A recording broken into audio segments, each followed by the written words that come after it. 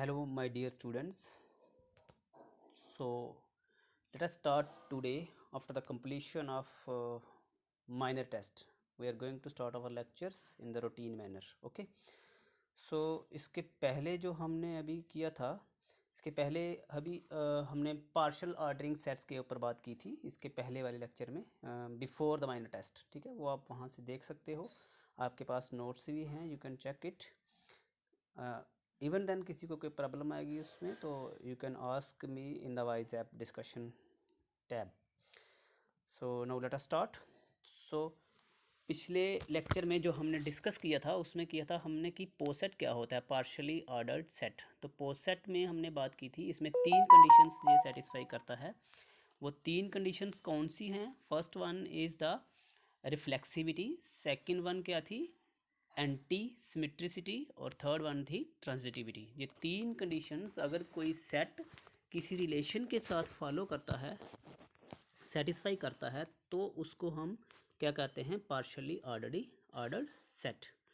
ये जो हमने पहले डिस्कस किया था, उसके साथ किया था हमने greatest, least bound, okay, least upper bound. ये सारी डेफिनेशंस हमने डिस्कस की थी इससे पहले वाली क्लास में. अभी उसके आगे हम उसके पोसेट के ऊपर ही एग्जाम्पल कुछ डिस्कस करेंगे.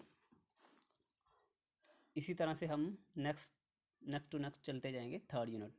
थर्ड यूनिट इसी फॉर्मेट में हम कंप्लीट करेंगे with the help of audio. Okay, आपको लेक्चर नोट्स भी दिखेंगे, साथ में ऑडियो भी दिखेंगे, ताकि आप किसी भी समय इसको फिर से देख सकते हो. पहली एग्जांपल जो हम डिस्कस कर रहे हैं पोसेट के ऊपर क्या है? Show that the set n of natural numbers under divisibility form में पोसेट. तो पोसेट में हमने क्या बात की थी पहले कि एक कोई सेट होता है और किसी रिलेशन को वो फुलफिल करता है.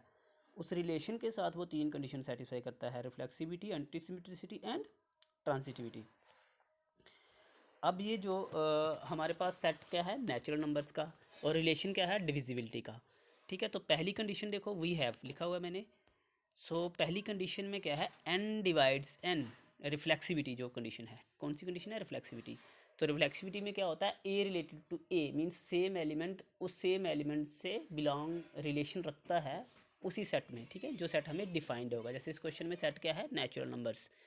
तो हम क्या कह रहे हैं? n divides n for all n belongs to the natural numbers. Clear? इसका मतलब हर कोई एलिमेंट खुद से बिलोंग करेगा ही natural number. 1 belongs to 1 divides 1. Relation क्या है? रिलेशन है डिविजिबिलिटी का. तो हम कह सकते हैं ना 1 डिवाइड्स 1, 2 डिवाइड्स 1, 3, 2 डिवाइड्स 2, 3 डिवाइड्स 3. इसी तरह से सारे नेचुरल नंबर रिफ्लेक्सिविटी कंडीशंस को सेटिस्फाई करते हैं. तो पहली कंडीशन हो गई सेटिस्फाई. दूसरी कंडीशन क्या है? Anti symmetricity. वो क्या कहती थी कि ए रिलेटेड टू बी, और जो बी रिलेटेड क्या हो? ए से, वो तभी हो सकता है अगर ए और बी बराबर हों.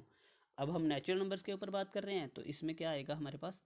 n डिवाइड्स m, क्योंकि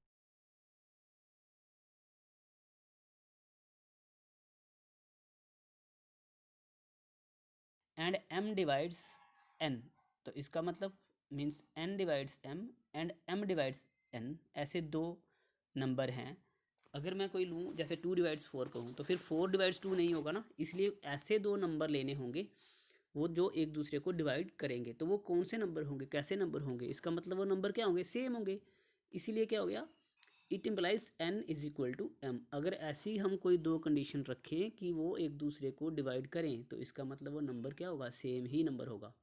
तो क्या आ गया ये? Which implies that n is equal to